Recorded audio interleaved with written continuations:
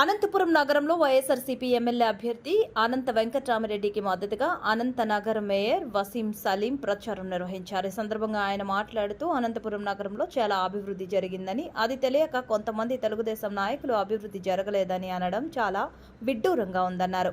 Hindupuram MLC Iqbal party మారడం ఆయన విచక్షణకే వదిలేస్తున్నామని అన్నారు.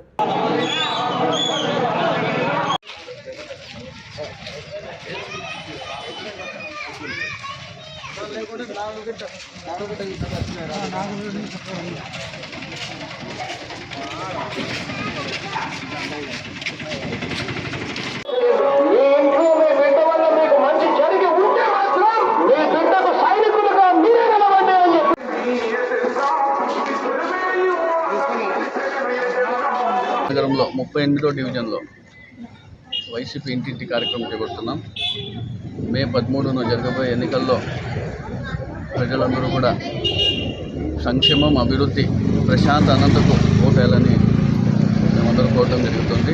ప్రతి ఇంటికి వెళ్ళినా కూడా మంచి స్పందన ఉంది. ఎన్నిసార్లు ఎందుకు వస్తున్నారు మీరు? మేము ఎప్పుడూ జగన్మోహన్ రెడ్డి గారికి మద్దతు ఇవ్వాలని చెప్పి ఎప్పుడో ప్రతి ఒక్కరు చెప్పడం జరుగుతుంది.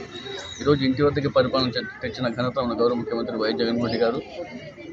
అదేవిధంగా వాలంటీర్ వ్యవస్థ కానివ్వండి, సచివాలయ వ్యవస్థ కానివ్వండి, ఉదయం 6 గంటలకే 1వ తారీఖు పెన్షన్ అందించడం కానివ్వండి, ఇంటి వద్దకే జగనన్న ఆరోగ్య సురక్ష కానివ్వండి, అమ్మఒడి, ఆసరా, చేయూత, అనేక పథకాలు ఈరోజు ఇంటి వద్దకే చేరుస్తున్న ఘనత దేశ చరిత్రలో ఉన్నట్టు కూడా అది మన గౌరవ ముఖ్యమంత్రి వైఎస్ జగన్మోహన్ రెడ్డి గారు.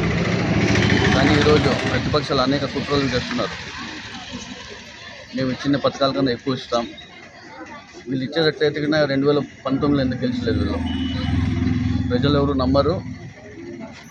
ఈరోజు అనేక పథకాలు ఈరోజు మన గౌరవ ముఖ్యమంత్రి వైఎస్ జగన్మోహన్ రెడ్డి గారు ఎక్కడ కూడా లంచాలకి తావు లేకుండా, విపక్ష లేకుండా నేరుగా ఇంటికే డీబీటీ ద్వారా అందిస్తున్న ఘనత కూడా మన గౌరవ ముఖ్యమంత్రి వైఎస్ జగన్మోహన్ రెడ్డి గారు. ఇవన్నీ కూడా ప్రజలందరూ గమనించాలా. గత పాలనలలో ఏ విధంగా వీళ్ళు పరిపాలన అందించారు, ఈ 5 సంవత్సరాలు మన గౌరవ శాసనసభ్యులు అనంత వెంకటరామరెడ్డి గారు ఏ విధంగా పరిపాలన అందించారు.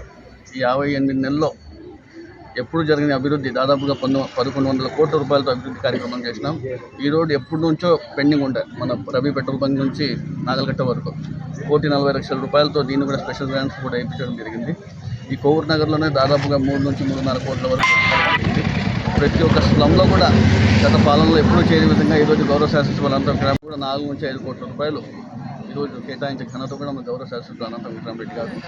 ఇవన్నీ కూడా ప్రజలందరూ గమనించాలి. దీనికన్నా ముఖ్యంగా ఏమంటే ఎప్పుడు కూడా అనంతపురంలో ఎక్కడ కూడా ఏ చిన్న గొడవలు కూడా జరగకపోకుండా ఈరోజు 5 సంవత్సరాలు పరిపాలించిన ఘనత కూడా గౌరవ శాసనసభ్యులు అనంత వెంకటరామరెడ్డి గారు.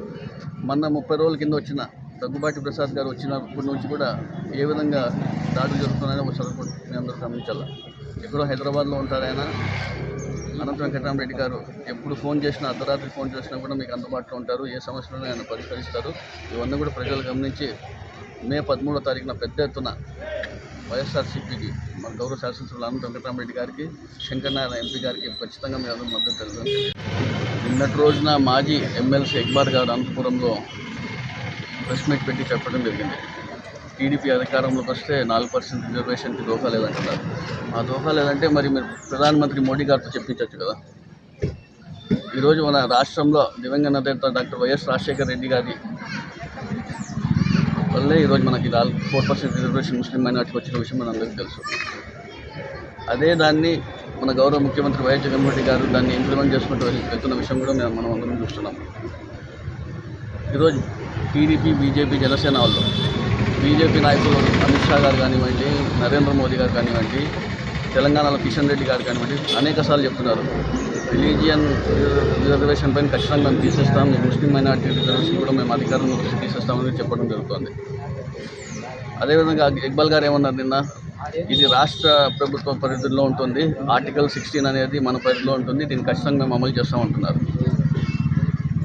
ఈరోజు 10 సంవత్సరాలుగా మోడీ గవర్నమెంట్ సెంట్రల్ గవర్నమెంట్లో ఉంది, అధికారంలో ఉంది. వాళ్ళు 16 స్టేట్స్ ఉన్నాయి. వాళ్ళు ఎందుకు అక్కడ కూడా అన్ని చోట్ల అమలు చేయలేదు? యూపీ కానివ్వండి, మహారాష్ట్ర కానివ్వండి, గుజరాత్ కానివ్వండి, వాళ్ళు అమలు చేయొచ్చు కదా. ఆ రోజు చంద్రబాబు నాయుడు గారు కూడా 2014 నుంచి 19 వరకు అధికారంలో ఉన్నారు. వాళ్ళు కూడా అప్పుడు అమలు చేసేవాళ్ళు అనుకోవచ్చు కదా. ఈరోజు మేము 2019 నుంచి 24 దీనికి ఇంప్లిమెంట్ చేసుకుపోతుంటే కోర్టుకు వెళ్ళి అనేక అడ్డంకులు సృష్టించేది టీడీపీ నాయకులు. ఇవన్నీ కూడా ప్రజలు గమనించాలి. ఇక్బాల్ గారు కూడా మన గౌరవ ముఖ్యమంత్రి వైఎస్ జగన్మోహన్ రెడ్డి గారు ఎంత ప్రాధాన్యత ఇచ్చినారో కూడా మనం అందరూ కూడా ఒకసారి గమనించాలా. ఆ రోజు ఆయన హిందూపూర్ ఇన్ఛార్జ్గా చేసి 2019లో టికెట్ కూడా ఇవ్వడం ఎమ్మెల్యే టికెట్. ఎమ్మెల్యేగా ఆయన ఓడిపోతే మళ్ళీ ముస్లిమ్స్కి ఇంపార్టెన్స్ ఇవ్వాలని చెప్పి ఎమ్మెల్సీగా కూడా చేసిన ఘనత మన గౌరవ ముఖ్యమంత్రి వైఎస్ జగన్మోహన్ రెడ్డి గారు. ఆ ఎమ్మెల్సీ 2 ఇయర్స్లో అయిపోతే మళ్ళీ దాన్ని రెన్యువల్ చేసి ఇంకోసారి కూడా చేసిన ఘనత కూడా మన గౌరవ ముఖ్యమంత్రి వైఎస్ జగన్మోహన్ రెడ్డి గారు. అవకాశ రాజకీయాల కోసం పార్టీలు మారడం ఇది సరికాదు. ఆ రోజు గుంటూరులో దేశద్రోహం కేసు పెట్టిన టీడీపీ పార్టీలో మీరు పోయి ఎలా చేస్తారని కూడా నేను ఆయన ప్రశ్నిస్తున్నాను. అదేవిధంగా ముస్లిం మైనార్టీలకు 2014 నుంచి 19 వరకు ఒక మంత్రి పదవి అయింది చంద్రబాబు నాయుడు గారి పార్టీలో మీరు పోయి ఎలా చేరుస్తారని కూడా నేను అందరికీ ప్రశ్నిస్తున్నాను. ఇవన్నీ కూడా ప్రజలు గమనిస్తున్నారు. ఖచ్చితంగా వీళ్ళు ఊరికే ఎలక్షన్స్ దగ్గర ఉన్నాయి, ఏదో మాట్లాడాలని చెప్పి చెప్తున్నారు. 4% రిజర్వేషన్ మీరు ఖచ్చితంగా కంటిన్యూ చేస్తామంటున్నారు. మీరు కంటిన్యూ చేసేటట్టయితే మీరు మోడీ గారు కానివ్వండి, అమిత్ షా గారు కానివ్వండి, కిషన్ రెడ్డి గారు వాళ్ళే చెప్పొచ్చు కదా, వాళ్ళు చెప్పండి మీరు ఎట్లా చేస్తారు. కానీ ఈరోజు మా గౌరవ ముఖ్యమంత్రి వైఎస్ జగన్మోహన్ రెడ్డి గారు నెల్లూరులో ఈ విధంగా అయితే చెప్పారో ఖచ్చితంగా అధికారంలోకి వచ్చినట్టు వాళ్ళు ఖచ్చితంగా మా ఈ 4% రిజర్వేషన్ని ఏ విధంగా ఇప్పుడు కొనసాగిస్తున్నామో దాన్ని అలాగే కొనసాగిస్తామని తెలియజేసుకుంటూ ముస్లిం మైనార్టీ సోదరులందరూ కూడా ఈరోజు అంత పెద్ద పదవులు కానివ్వండి, ఇంపార్టెన్స్ కానీ ఇచ్చిన ఘనత కూడా ఎవరైనా ఉంటే మన గౌరవ ముఖ్యమంత్రి వైఎస్ జగన్మోహన్ రెడ్డి గారు. వీరందరూ ఖచ్చితంగా ముస్లిం సోదరులు ప్రతి ఒక్కరు కూడా జగన్మోహన్ రెడ్డికి మద్దతు ఇచ్చి పెద్ద మెజార్టీ